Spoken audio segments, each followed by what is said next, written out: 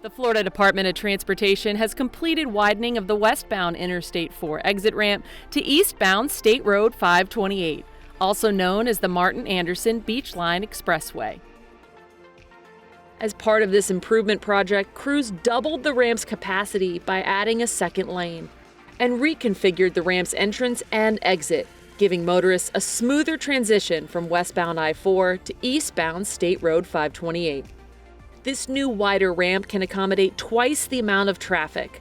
The I-4 State Road 528 interchange sees more than 92,000 vehicles pass through it daily. The ramp improvements make it easier for drivers to navigate, which is important for the many Central Florida visitors heading to the Orange County Convention Center, Orlando International Airport, or to Florida's Atlantic Coast beaches.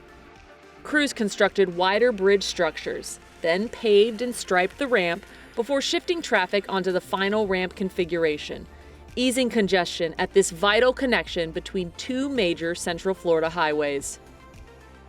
For more information on this completed project, visit www.i4beyond.com/SR528.